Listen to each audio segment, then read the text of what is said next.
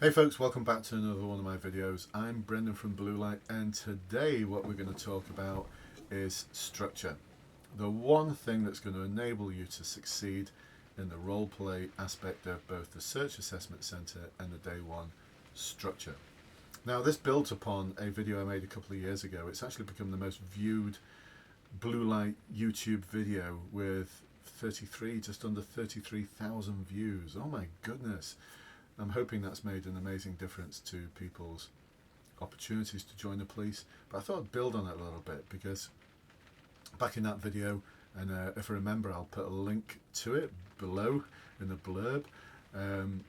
Back then I talked about structure being everything, and indeed it is. And I give an example of what that structure needs to be to manage any role play situation, whether it's in the Day One, if it's in search, or any kind of non-contact conflict that you may have to deal with once you're a police officer, or any kind of problem solving you have to do with an individual or with a group. This model works well all the time because it comes from the police anyway. It's a non-contact conflict management model that comes from the police. I've just adapted it and morphed it for police purposes, for the police recruitment process. So this model is CUDSAR, where you confront the issue. The U stands for understand, so you're going to ask questions about the issue. Question always starts off with, please can you explain to me exactly what happened when something happened. And then we're going to go into the define and summarise stage, where you're going to talk about any policies or guidance that may assist those people who are involved, because it could be a two-person role play or a one-person role play. And then we're going to look at some solutions, and in my client only group and in my online courses, my seminars, I go into a great detail about having 3 different elements to your solutions: enforcement, prevention and advocacy. So what are you going to do to enforce the issue, to make sure you stop it happening now? What are you going to do to prevent it happening again? And the advocacy, how are you going to get people feeling good about the process, get them involved in the solution? And that links in with the definition of community engagement. By the way, it's getting a bit noisy, isn't it? My apologies, it's just started absolutely lashing it down with rain out there. As you well know, Blue Light headquarters is a summer house at the bottom of my garden. Although the business is based in Knutsford, Booths Hall, I tend to operate out of this little summer house at the bottom of the garden, so it's getting a bit noisy, but hopefully you can still hear me okay. If you can't, I'm not going to publish this, so you'll never know. But if you can, I'll publish it. I'll check later. So anyway, where were we? Yeah, solutions, enforcement, prevention, advocacy. And then we want to move into how we're going to assess and monitor the process that we're going to introduce. And then it gets to a result. Now we've got 5 minutes to rattle that off and deal with it, or 10 minutes to deal with it.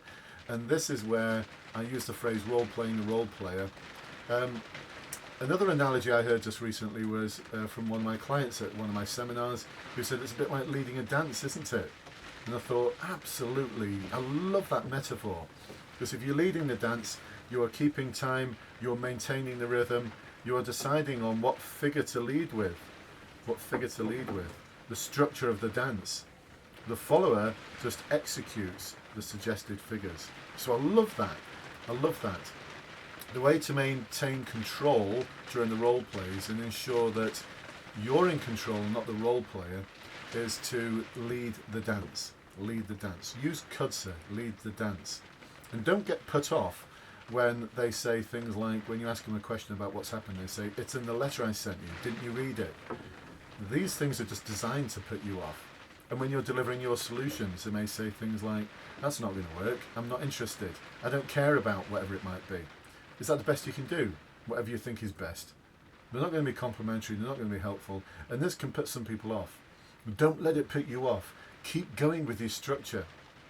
I provide you with so much information on the course, and in the client-only group, I provide you with, on the online course client-only group, I'm providing you with like 30 years worth of experience in policing and how I've developed my skills around problem solving, community engagement, and pushed myself to do other courses outside of the police, like neuro-linguistic programming with Richard Bandler, the founder, and Paul McKenna, the stage hypnotist. I did a week-long course with them.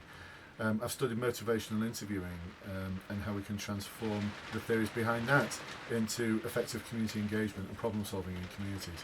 I've been to night school to study person-centered counselling.